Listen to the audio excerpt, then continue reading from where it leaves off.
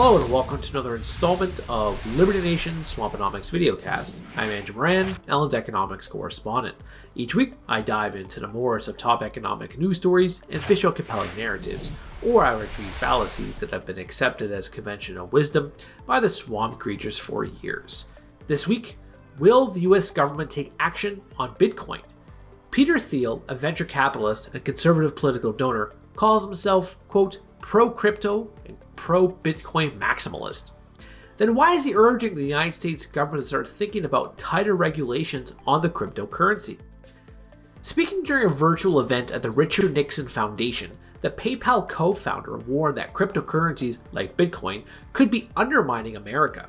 He went as far as suggesting that Bitcoin could be a Chinese financial weapon used against the United States and the US dollar. He said of Bitcoin, quote, "It threatens fiat money, but especially threatens the US dollar. If China's long Bitcoin, perhaps from a geopolitical perspective, the US should be asking some tougher questions about exactly how that works."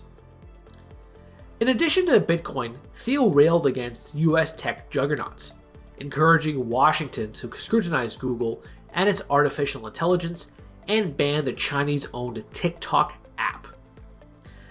While his thoughts on Silicon Valley are interesting, his opinions on the peer-to-peer decentralized digital currency are capturing the international business headlines. Is there any truth to his claims about Bitcoin and China? Since Bitcoin's inception, China has taken drastic actions to suppress Bitcoin's rise. In 2017, Beijing banned financing using cryptocurrency, such as initial coin offerings or ICOs. It also prohibited the exchange of fiat money for cryptocurrency. China has adopted strict capital controls as it does not want wealth to flee China for other nations. One way to ensure this is to put on a lid on Bitcoin's ascent. That said, Beijing does ostensibly like the technology behind Bitcoin. Liberty Nation has reported over the last year that China has been working on a digital yuan as part of efforts to increase yuan's prevalence in the global marketplace and increase cross-border transactions. But others see the digitalization of the yuan to increase its efforts to compete with the US dollar and accelerate its 20-year-old internationalization push. Considering the yuan has already seen an increase in its standing in international reserve currencies and the buck has fallen at the same time, perhaps the plan is working. Meanwhile, some see the central bank-backed virtual currency as benign. Others view it as a quest to maintain its dominance and authority at home and abroad in the digital age. Since crypto is a powerful tracking tool for the government, one can imagine it in the hands of a communist regime.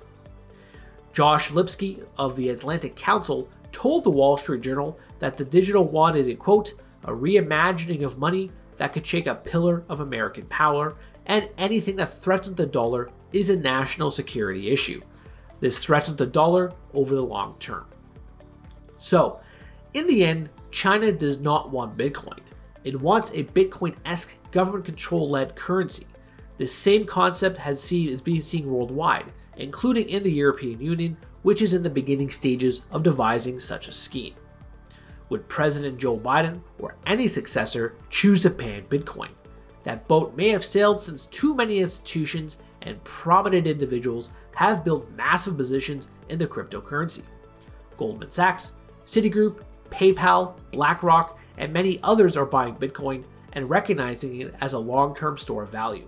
Unless most of the country adopts Bitcoin, the US government will likely ban it, whether it is because it is a great surveillance tool or there is too much corporate influence behind the system now.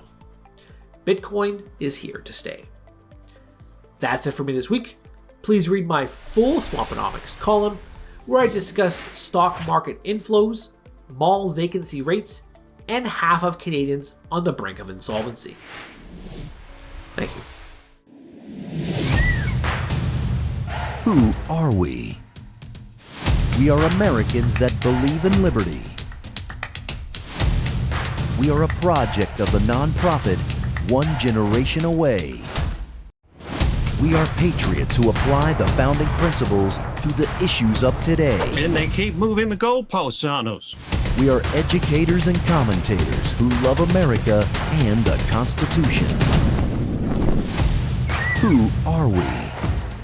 We are Liberty Nation.